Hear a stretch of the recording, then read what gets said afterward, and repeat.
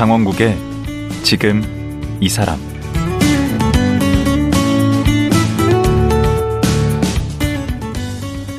안녕하세요. 강원국입니다. 어제에 이어 한림대 성심병원 류마티스내과 김현아 교수와 말씀 나누겠습니다.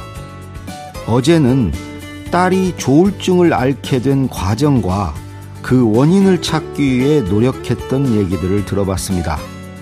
일반적으로 정신질환의 경우는 그 원인을 특정하기 어렵다고 합니다.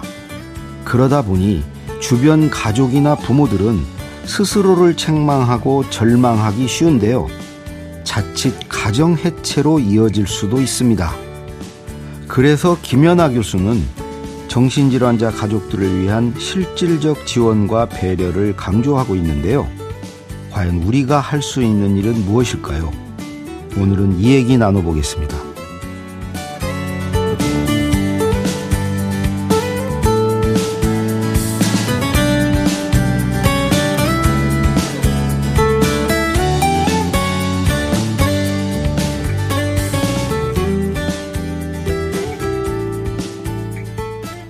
한림대 성심병원의 김현아 교수님 다시 모셨습니다. 안녕하세요. 네, 안녕하세요. 어제 이제 따님 그 아픈 얘기 그리고 책 낸 얘기, 책 그 제목이 어떻게 됐죠? 딸이 조용히 무너져 있었다. 예, 그 조울증으로 이렇게 그 아픈 얘기를 듣다가 어제도 이제 끝날 때 제가 잠깐 말씀을 드렸지만 보통은 이제 집안에 이렇게 아픈 누군가가 있으면 그냥 쉬쉬하고 이렇게 감추려 들고 대부분 이제 그러는데 이 딸이 조용히 무너져 있었다라는 책까지 쓰셨어요. 그냥 만천하에 공개를 하셨는데 우선요 따님이 동의를 하셨습니까? 저희 딸이 원고도 읽어봤고 이제 이런 부분들 좀 안 써줬으면 좋겠다 하는 것도 다 한번 이제 걸러냈고 이제 결정적인 계기는 저희 딸이 이제 일을 하고 싶은데 아파서 병원 입원하려고 일을 못하고 그러니까 장애를 좀 신청을 하려고 그랬어요. 장애 인정 정말 저희 거의 논문 수준으로 이렇게 2번을 신청을 했는데 자료를 그냥 한가득 들고 가서 신청을 했는데 2번 다 그냥 보기 좋게 그냥 한 글자로 불인정이 오더라고요. 그 어디다 신청하는 거예요? 동사무소에 신청하면 이게 장애 판정을 하는 기관이 있습니다. 근데 그랬더니 이제 저희 딸이 굉장히 막 낙심을 하면서 내 병이 그럼 꾀병이냐 그러면서 나 이렇게 힘든데 그리고 그래도 우리 집은 그냥 그래도 그냥 나 이렇게 생활하는데 지장이 없는데 이거 안 되는 집은 어떻게 사느냐 하면서 다 이제 혼자서 굉장히 막 그 문제의식을 가지고 어떤 이제 그 엄마 닮았네 따님이. 그 저하고 비슷해요. 방송국 무슨 플랫폼 매체 요거를 공론화를 하려고 본인이 시도를 했는데 어쨌든 뭐 그게 안 되고 하다 보니 이걸 공론화해야 할 그런 필요성 가치를 느꼈습니다. 같이 이야기했고 네 병이 창피한 거 아니다. 똑같은 다른 병하고 다 똑같은 건데. 원래 병은 말하라고 돼. 근데 정신질환은 예외입니다. 정신질환은 가족들이 꽁꽁 숨겨놓고 누구한테도 말을 못하다 보니 부모들도 멍들고 가족 본인부터 비밀로 하니 본인은 뭐 말할 수 없이 힘들고 그렇죠. 예. 그래서 어제 얘기한 유병률이 우리가 낮은 이유도 거기에 그럴 있겠네요. 수도 있고요. 예. 얘기를 안 하니까. 네. 그럼 따님의 권유로만으로 쓰시진 않았을 거 아니에요? 제가 원래 이제 글 쓰는 걸로 좀 마음이 산란할 때, 혼란스러울 때는 글을 쓰는 취미가 있어요. 예. 그래서 이 이야기들 제가 이제 정리한 그 공부한 것들 쭉 정리를 해놨는데 이거를 책으로 낸다는 거는 상당히 오래 고민을 했죠. 저도. 이게 뭐가 고민이냐면 뭐 이게 뭐 가족적으로 뭐 창피하고 뭐 이런 얘기가 아니라 이제 우리 딸이 이제 병 자체가 좀 기분 불안정이 굉장히 좀 크기 때문에 이걸 공개를 했을 때 또 세상에 별 사람들 다 있잖아요. 그러니까 무슨 온갖 악플이 쏟아지거나 뭐 이런 걸 제가 걱정을 했어요. 그래서 저에 대해서 뭐 악플을 다는 거는 뭐 자식 팔아 돈 버는 관종 뭐 이런 악플이 올라와도 저는 뭐 아무 상관 없는데 만약에 저희 애한테 악플이 올라오면은 그거는 좌시하지 않겠다고. 용서가 안 되지. 모든 지금 악플을 다 모니터하고 있는데 다행히 참 좋은 반응들이 많으시고 저희 딸에 대해서는 비난을 하는 그런 악플은 없더라고요. 그런 부분이 제일 걱정이 됐어요. 사실은. 예. 그래도 그런 걱정이 일말의 걱정이 있었는데도 이걸 쓰신 것은 또 다른 어떤 목적이 있으셔서 그런 거 아닐까요? 써둔 게 아까워서 내셨다는 얘기는 그거는 물론 아니고요. 그거는 물론 아니고 그리고 이제 이걸 좀 공론화할 필요가 있지 않나요? 이렇게 이게 이 문제가 제가 이제 책을 요거가 처음 쓴 책은 아니거든요. 근데 이거는 쓰면서도 이건 내면은 바로 반응이 온다는 전 그걸 알고는 있었어요. 왜냐하면 이 문제 저 혼자의 문제가 절대로 아니라는 걸 이미 알고 있었기 지금 때문에. 끙끙 앓으시는 분들이 굉장히 많고 점점 더 많아지는 문제라고 이미 알고 있었기 때문에. 그래서 근데 누군가가 이거를 얘기를 해야 하는데 왜 그게 꼭 내가 돼야 하느냐 많이 고민을 했죠. 저도. 예. 그런데 이제 이 책을 쓸 때 이 책은 사실 가족을 위한 책이에요. 환자를 위한 책이라기보다는 환자분들은 이제 자기 병에 대해서 좀 덜어 책을 쓰셨더라고요. 근데 가족은 아직도 우리나라에서는 이런 책을 못 냈는데 가족이 환자를 이해를 못하는 경우가 너무 많아요. 그러다 보니 부모 자식이 원수지간이 되고요. 이런 병을 가진 아이가 있으면 완전히 부모하고 연이 끊어져 버리는 경우도 있는데 그러면은 결과가 최악으로 갈 수밖에 없죠. 그래서 이런 문제들 좀 어떻게 가족들이 탄탄하게 견고하게 환자를 이해하고 해야 하는지 이런 얘기들을 좀 해보고 싶었습니다. 그리고 아무래도 제가 의사니까 정신건강의학과 의사는 아니지만 제가 의사니까 제가 말을 하면 조금 더 신뢰도가 있지 않을까 그런 생각을 했어요. 그 구체적으로 그렇게 이제 가족이 이제 그렇게 아픈 자녀나 가족 중에 그런 사람이 있으면 다른 가족들이 어떻게 해야 되는지를 좀 실제로 지금 그런 가족이 있는 경우 어떻게 해야 되는지 그 얘기를 좀 자세히 해 주실 수 있나요? 이제 저는 경제적인 면, 요 면을 굉장히 좀 강조를 했는데요. 정신질환이 굉장히 호발 연령이 10대 말, 20대 초. 정말 이제 인생의 아주 굉장히 중요한 일들을 이루어하는 시기에 발생을 합니다. 그럼 이 사람들이 앞으로의 인생이 정말 험난해지죠. 그런데 환자가 성년이 됐는데도 취업 활동을 잘 하기가 어렵잖아요. 그렇죠. 예. 그래서 이 환자를 성년이 된 자녀를 부모가 완전히 이걸 계속 지원을 해줘야 하는 이런 어려움이 있습니다. 거기다가 더해서 이제 병원비 이런 것들이 굉장히 좀 크죠. 그래서 이거는 질환 초기에 미리부터 좀 재정 계획을 잘 세워놓고 들어가야 합니다. 이걸 굉장히 강조를 하고 싶어요. 이게 환자가 뭐 가엾고 불쌍하고 이런 생각만 하면 오히려 부모가 감정이 고갈이 돼서 번아웃이 돼서 오히려 결과가 더 안 좋아질 수가 있죠. 좀 냉정해질 필요가 있네. 냉정해져야 합니다. 예, 그래서 내가 어디까지 환자를 지원을 할 수 있는지 경제적으로 그리고 정서적으로 이게 끝까지 정리가 안 되는 경우에 가족 동반 자살 이런 불행한 결과들이 저는 상당히 이런 문제들하고 관련이 있다고 보거든요. 그리고 이제 이런 지원들이 국가적으로 필요한 것이 우리나라 뭐 요즘 저출산 문제라고 하는데 저는 가족을 꾸려나가다가 무슨 일이 닥칠지 모르는데 이렇게 좀 예측하지도 못하는 일로 가족 동반 자살을 하는 이런 일이 있다면 이런 일들이 계속 생긴다면 그런 사회에서 산다는 게 두려울 수도 그렇죠. 있죠. 누가 불안 장애가 지금 거의 국민병이거든요. 우리나라는 불안할 수밖에 아이를 없고. 가질 리가 없죠. 그러면. 네. 그래서 저는 이제 그런 이야기들을 좀 해야 한다고 생각하고 이제 가족들이 탄탄해야 합니다. 근데 이제 경제적으로 어려운 가족들은 정말 어렵죠. 그러니까 완전히 파탄이 나는 수도 있다고 봐요. 예.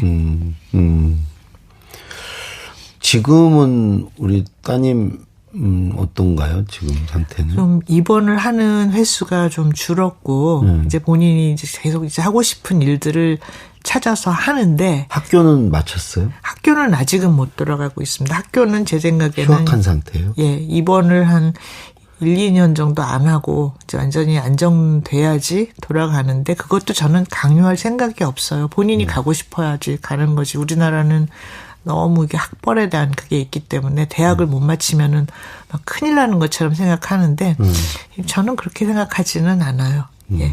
그렇죠. 예. 사는 게 우선이죠. 예. 근데 그게 아까 대학교 2학년이라고 그러는데 그게 지금 몇 년 전이에요? 7년 전이죠. 7년 전. 네. 그럼 7년 동안 지금 그것과 싸우고 계신 네. 거네. 좀 힘드시겠다. 이건 굉장히 어렵습니다. 지금 같이 살아요?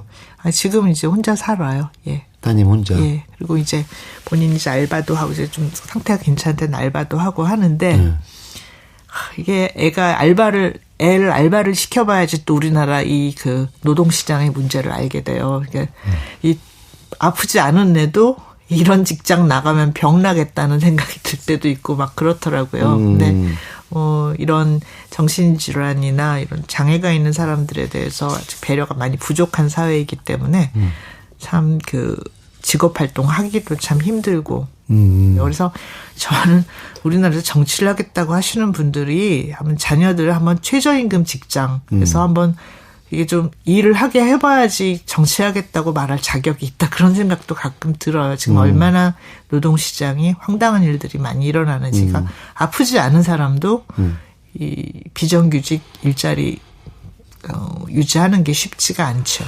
죽잖아요, 아이들이. 예. 그런 문제 포함해서 아픈 자녀를 둔 입장에서 부모 입장에서 그동안 7년 동안 이렇게 겪었던 어려운 점 진짜니까 정신병원 입원하는 것도 쉽지 않다고 또 얘기도 하던데. 그거는 이제 본인 자의 입원이 있고 네. 이제 타의 입원이 있거든요. 네. 근데 이제 법적으로 타의 입원은 정말 어렵게 돼 있죠. 본인이 원하지 않으면 입원을 못 하는 경우고. 근데 이제 그건 본인을 위해서 그렇게 법을 만들었을 텐데. 근데 이게 이제 얼마 전에도 어떤 정치인 경우도 그랬지만 강제 감금으로 이게 악용이 되니까. 예, 그럴 수가 있기 때문에 굉장히 이건 좀 예민한 사안이고요. 그래서 이제 저는 이제 정신건강의학과 옛날엔 폐쇄병동인데 요즘 보호병동이라고 하죠. 이 입원에 대해서 굉장히 또 부정적으로 많이들 생각하고 공포영화에도 맨날 나오잖아요. 맞아요. 그럴 거는 그렇게까지 생각할 건 아니라고 보고 다른 많은 만성 질환들과 마찬가지로 이게 파도를 타다가 좀 안 좋은 파도에 휩쓸렸을 때는 잠깐 그거를 안정시키기 위해서 잠깐 들어갔대 입원해서 치료하고 나오는 그런 정도로 생각을 해야지 또 이 정신질환에 대한 낙인이 좀 옅어질 거라고 생각을 해요. 실제로 저의 경우는 다 본인이 지금 상태가 좀 나빠지고 있으니 잠깐 좀 들어가서 치료를 하고 나오겠다 이렇게 얘기를 했었던 경우고요. 예. 방금 낙인 얘기하셨는데 네. 어제도 잠깐 얘기한 이제 묻지마 범죄 같은 게 일어나면 정신 감정하고 그게 문제가 있어서 이런 일이 마치 벌어진 것처럼 그렇게 되니까 이제 정신 질환을 갖고 계신 분들은 잠재적인 범죄자 취급을 하는 경향도 조금은 있잖아요. 네. 조현병 환자라든가 그런 거. 그런 어떤 사회적 시선도 그냥 힘드실 것 같아요. 정신질환을 앓고 있는 가족을 두고 있으면. 많이 오해하시는 게 정신질환 환자들이 폭력성은 아주 일부의 환자만 있고요. 그 일부의 환자들에서도 전체 병 기간 중에 아주 일부의 시기에만 일어나는 일이거든요. 그런데 위험하지 않다는 거죠. 정신질환자가. 그렇죠. 저희 이제 아이가 한번 입원을 했을 때 이제 어떤 이제 젊은 남자 명문대학을 나오고 정말 이제 수재였는데 이제 그 학생도 양극성 장애였는데 병원에 입원했는데 다른 환자들이 모두 그 사람 무서워가지고 이렇게 막 피해 다닐 정도로 그렇게 이제 조증 상태가 돼서 왔는데 그래서 이제 혼자서 막 내가 국정원에서 정말 이렇게 중요한 일을 해야 하는데 여기 있으면 어떡하냐고 혼잣말을 계속 하는데 행동이 너무 그러니까 그러면 또 다시 이렇게 그 보호실에다가 이렇게 환자를 넣어놓고서는 지켜보거든요. 그리고 해서 한 하루 이틀 약으로 완전히 그 조절이 됐더니 너무나 멀쩡하고 너무나 똑똑한 사람이 조증 상태가 돼서 그렇게 들어온. 그러니까 이 환자들이 다 그렇게 이상 행동을 항상 하는 건 아니거든요. 그래서 그런 것들을 좀 오해를 하시지 말아야 할 거고 또 한 가지는 약효가 그렇게 좋은 건 아니어서 약을 잘 먹어도 이제 문제가 생길 때는 있습니다. 그래서 그러니까 이제 어떤 범죄 전문가께서도 나와서 지금 묻지마 범행 한 사람은 모두 약을 안 먹은 사람들이다. 뭐 이렇게 해서 약만 먹으면 다 될 것처럼 얘기하시는데 그렇게 간단하지 않습니다. 그래서 말씀대로 가족과 약물 치료에 다 잘 병행을 잘 해서 아주 최선의 결과가 돼야지 그런 것들을 막을 수가 있는데 가족에 대한 부조가 너무 없다는 게 문제고요. 예. 어디 통계 보니까 네. 그런 장애 그 병이 없는 사람 군과 병이 있는 사람 군의 범죄율 그 범죄를 저지르는 빈도 그 비율을 보니까 오히려 정신질환이 있는 사람들이 범죄 비율이 낮다고 돼 있던데. 그건 당연하고요. 중증 전체 정신질환이 아니라 중증 그러니까 중증 정신질환만 보고도 일반인들보다 범죄율이 낮습니다. 낮고 이제 이번에도 이제 묻지마 범행이 여러 건 있었는데 정말 진단받은 사람 한 사람밖에 없었어요. 그걸 보셔도 알겠지만 아니 누가 이렇게 길에서 이렇게 저 사람 나한테 칼 휘둘 것 같아 위험해. 저 사람 가둬줘. 이거 안 되잖아요. 그거 마찬가지로 정신질환은 있으면은 저 사람 위험할 거야. 저 사람 가둬. 이런 이 논리는 전혀 통하지 않는데도 불구하고 매스컴에서 이 사람이 정신질환이 있고 약을 안 먹었고 이게 너무 부각이 되다 보니까 점점 더 이게 낙인이 심해지게 되는 거죠. 그러니까 예. 점점 숨어들고 네. 그렇게 되죠. 네. 쉬쉬하게 되고 그러니까 네. 치료나 관리가 잘 안 이루어지고 그렇죠. 예, 가족들도 숨고 예, 가족과도 관계가 나빠지고 예. 우리가 용어도 좀 조심을 해야 된다. 쓰는 용어 그런 내용도 있다고 하던데. 제가 좀 이제 정신질환 환자들에 대한 인식을 고치는 건 너무나 어렵기 때문에 한번 쓰는 말을 좀 고쳐보면 어떻겠냐 이제 그렇게 얘기를 했어요. 그래서 미쳤다. 제가 어제 미쳤다 그랬잖아. 미쳤다라고 하지 말고 아프다라고 얘기를 하는 게 환자를 좀 더 이해를 하는 데 도움이 될 것 같고요. 미쳤다는 말을 써야 할 때는 있습니다. 정말 어떤 병도 진단 안 받았는데 하는 짓마다 주변 이렇게 황폐하게 하는 그런 사람들이 있어요. 이제 그런 나쁜 사람들이 아니면은 이런 환자들은 아픈 겁니다. 저는 이제 그렇게 생각을 해요. 네. 예. 그러면 아픈 거죠. 네. 또 뭐? 그럼 이제 정신질환, 성격장애 이런 말들도 이제 점점 미국에서는 이제 성격장애라는 말을 이제 안 쓰자는 쪽으로 가고 있거든요. 성격장애 같으면 좀 인격 파탄자 아니야 뭐 이렇게 생각을 할 수가 있고 그렇죠. 이게 병인데 의지나 이런 노력 부족으로 이렇게 몰아가서 이게 환자를 더 편견을 조장하는 이런 말들이 될 수가 있어서 이제 이런 말도 조금 좀 안 쓰는 쪽으로 하자고 하고요. 그다음에 이제 정신질환보다는 뇌질환이라고 용어를 바꾸자는 이제 그런 의견들이 굉장히 많아요. 근데 이거는 이제 뭐 뇌질환이라고 해서 편견이 없어지는 거는 아닌데 아무래도 이게 좀 이제 신체 질환이라고 하는 그런 인식은 조금 더 생길 것 같아요. 정신질환 하면은 뭐 의지 부족이다 그런 건데 뭐 정신건강의학과 선생님들 잘 하시는 말씀이 아니 다리 부러진 사람 보고 의지로 일어나라는 사람이 어디 있냐. 근데 왜 뇌가 이게 병이 든 사람한테는 의지로 맞아. 이거를 해결하라고 하느냐. 이런 얘기를 하시죠. 자꾸 마음을 얘기하고 네. 마음 먹기 나름이라고 네. 그러고. 네. 답도 없는데 그러면. 네. 참 7년이라면 뭐 짧다고도 할 수 있지만 참 그 어려운 시간에 7년은 되게 힘든 기간인데. 근데 이런 병에서 7년 아무것도 아니에요. 그래요? 예. 오호. 또 의사같이 얘기하시네. 그런데 그렇게 어쨌든 7년을 지금 이제 겪으셨는데 그 겪기 전과 후에서 우리 이제 의사 진료 같은 거 하는 데 있어서도 환자를 대하는 데서 좀 달라진 점이나 아니면 가족 관계나 뭔가 변화가 좀 있습니까? 그걸 겪고 나서? 우선 이제 가족 관계에선 저희 큰딸도 사실은 좀 적응장애가 있었어요. 예. 이 친구가 학교를 다니면서 계속 왕따를 당했고 왠지 이유도 모르겠는데 그래서 굉장히 어려웠는데 나중에 동생의 문제하고 같이 연결을 하면서 얘도 조금 그런 경증이지만 그런 문제가 있다 하는 거를 저는 알게 됐고요.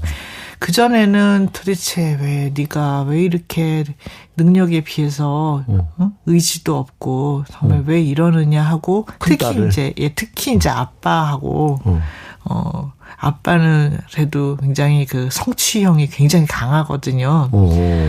그래서 이제 아빠가 뭐라고 얘기만 시작하면 이제 얘가 안 들으려고 그러고 막 그랬었는데 동생이 이제 아프고 그런 상황에서 너도 내가 왜 그런지 이제 알았다.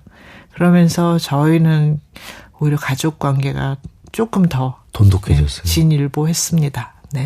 그래서 그런 면에 있어서는 도움이 됐고요. 의사로서 우리 김 교수님은 네, 이제 환자를 볼 때에도 이 환자가 저는 이제 관절염 환자들이 많으니까 이렇게 관절염을 오래 앓다 보면 짜증이 나죠. 짜증. 우울증 다 생기고요. 또 막 그 진단 받으면 그거 자체로 막 불안장애, 공황까지 오시는 분들이 있더라고요. 근데 그 부분은 제가 잘 파악을 못했었는데, 그전에는 예, 그전 파악을 못했었는데 이게 그 양극성 장애가 여러 가지 동반 증상이 있는데 그 중에 진짜 힘든 게 불안장애거든요. 그래서 외국에서는 불안장애 심해서 자살하는 사람들도 많은데, 그게 깊어지면 공황장애 오는 거 아니에요? 그렇죠. 그래서 그런데 환자들이 그런 면들을 조금 더 아주 입체적으로 깊게 파악을 하고 전에는 이제 몸이 아프면 막 약만 더 올려야 하나 막 그걸 고민을 했는데 사람은 사실 몸이 아플 때 원인은 한 가지가 아니에요. 여러 가지가 있거든요. 그래서 이분은 지금 약을 써야 하나? 아니 약을 쓰는 게 도움이 안 되나? 이런 걸 한 번 더 생각하게 그렇게 되더라고요. 그래서 이게 가족이 특히 이제 자식이 아프면 부모가 성장을 합니다. 아하. 네. 우리 PD 좋아하는 말이네. 성장 이런 말 나오면 좋아하는데. 벌써 밖에서 지금, 되게 좋아해. 성장 이런 말. 이 성장 얘기, 이제 결론이 났습니다. 났는데, 마지막으로 하나 더 여쭤보고 싶은 게, 이제 가족 중에 누가 특히 이제 자녀가 그러면, 오히려 그 고통당은 앓고 있는 자녀도 고통이 크겠지만 부모님이나 그걸 지켜보는 또 돌봐야 되는 그 처지에 있는 분들의 고통도 정말 클 것 같아요. 이제 그런 일을 당했을 때 이제 본인 보호자로서 본인 스스로 마음가짐은 또 어떻게 해야 되고 그 환자를 또 어떻게 대해야 되는지. 예. 제가 이제 여기 이 책에 부모 서바이벌이라고 하는 그런 이제 그 부분이 있어요. 얼마나 그 힘들면은 그런 말을 했겠습니까? 부모가 서바이벌 하는 방법. 그 서바이벌이 이제 생존 이런 거죠? 예. 그러니까 때로는 아주 위기가 심할 때는 정말 이 생존의 그 위기까지도 치달을 때가 있거든요. 그 정도예요? 그렇죠. 저희 딸의 경우는 참 운이 좋았다고 생각해요. 저는 아주 그렇게 극단적인 경우까지는 가지는 않았는데, 경찰을 수시로 부르는 이런 집도 있고 그렇습니다. 정말 심각한 지경으로 가는 경우도 있죠. 저는 첫 번째가 그냥 환자 이해, 그냥 이해하고 또 이해하고, 아무리 이해가 안 가도 저 사람이 이래해서 저렇게 행동을 하는구나. 이래서 저런 말을 하는구나. 그거를 이해를 하면 환자에 대한 그 아주 부정적인 감정, 가족들이 환자하고 원수가 되는 경우 굉장히 많이 보거든요. 이런 걸 조금 사귈 수 있지 않을까. 그러니까 가족들이 마음을 좀 잘 다스려야 하거든요. 그 멘탈 관리를 스스로 해야 되겠네요, 가족들이. 그렇죠. 가족들이 번아웃되고 그래서 가족이 붕괴되는 경우도 드물지 않아요. 이런 환자가 있으면은. 네. 큰 병에 뭐 긴 병에 효자 없다 뭐 그런 말 있잖아요. 네.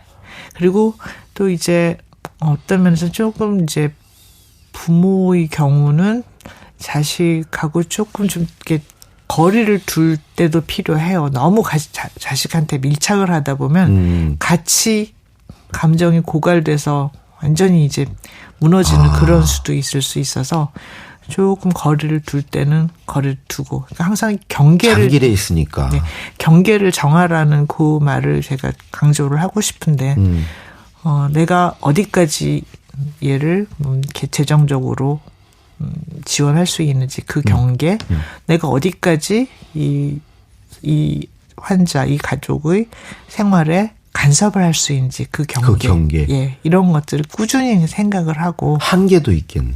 그렇죠. 예. 한계를 정하는. 어디까지는 할 수 있지만 이 이상은 내가 못한다는 그런 한계를 정하지 않으면 이제 가족까지 같이. 예. 오. 그러면 그 이번에 내신 그 딸이 조용히 무너져 있었다 이 책이 결국은 환자 가족분들을 위한 책이네요. 환자 가족분들을. 네, 그렇죠. 가족이 튼튼해야 환자가 병을 잘 이겨냅니다. 예. 그래서 이제 시간이 다 됐는데 뭐 어제 오늘 얘기하신 거 말고도 뭐 병원을 뭐 어떻게 고르는 게 좋고 또 자해나 이런 걸 했을 때 거기에 어떻게 대처해야 되는지 아주 세세한 내용까지 이렇게 담고 있는 것 같습니다. 예. 어제 오늘 말씀 고맙습니다. 예, 여기서 마치겠습니다. 고맙습니다. 네, 감사합니다. 네. 예, 정신질환을 겪는 딸 이야기를 책 딸이 조용히 무너져 있었다에 담은 한림대 성심병원의 김현아 교수였습니다.